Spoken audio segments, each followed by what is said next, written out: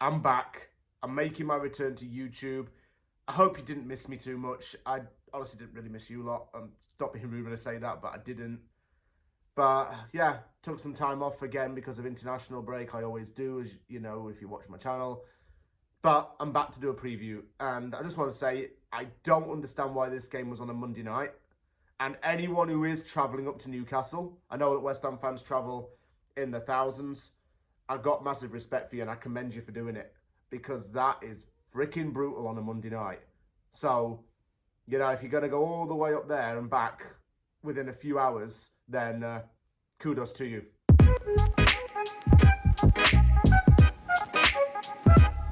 I'm not even going to talk about what happened at St James's Park last season. We all know what happened with the 4-3 loss and Harvey Barnes scoring a brace. Yeah, we all know about that. I'm not going to talk about it. I actually didn't even remember it happening because I chose not to remember it. But we got Newcastle United away next, and now these games are going to have big implications for Julen Lopetegui. According to reports from The Guardian, it has been said that he has 2 games to save his job at West Ham. 2 losses would result in him potentially being sacked. Even though David Sullivan is not the type of man to fire during the season, he may have to pull the trigger should defeats to Newcastle and Arsenal occur.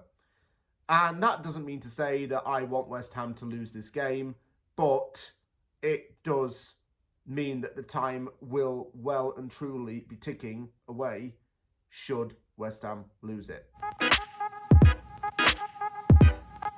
Newcastle's had a good season so far. There's no other way really to put it. Started off the season with 3 wins and 1 draw. Then had a little bit of a slip where it went 5 games without a win, but in that time it picked up 2 draws, one of which was against Manchester City. And it's on a 2-game winning streak. This was a 1-0 home win against Arsenal and a 3-1 away win against Nottingham Forest.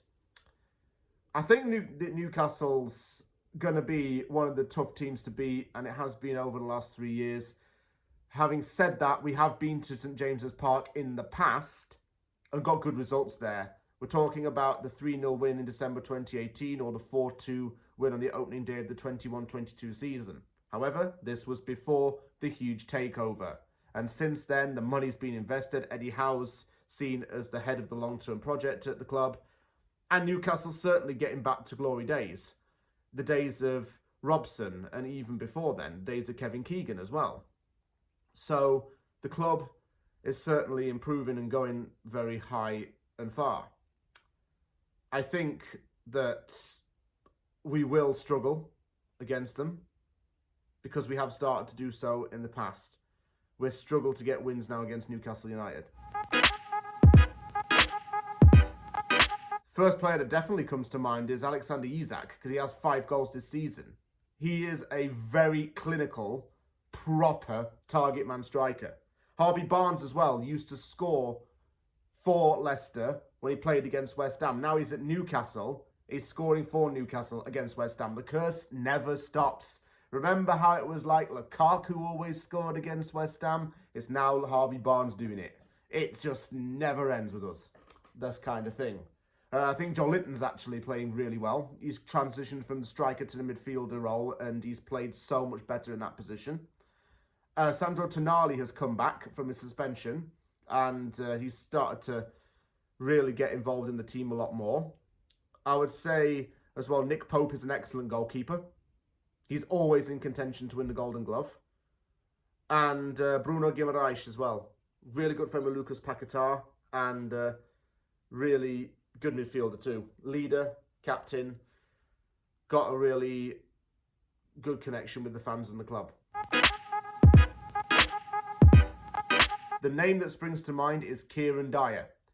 Kieran Dyer was born in Ipswich and started his career with his hometown team, playing for Ipswich from 1996 to 1999.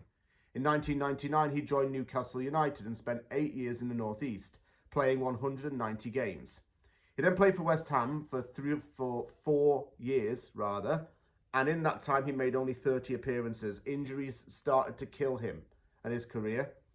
He then had spells at QPR and Middlesbrough before he retired in 2013.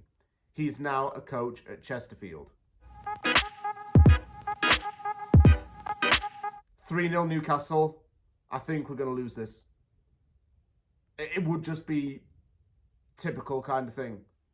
And because we ride our luck a lot, we'd end up losing as well. I'll explain what I mean by that. The teams below us have failed to pick up points, and we still have some kind of gap between the relegation zone and safety, even though it's very small.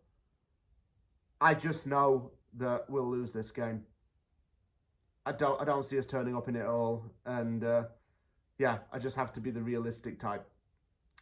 If you're travelling up there, fair enough, respect to you, but I reckon you'll come home disappointed.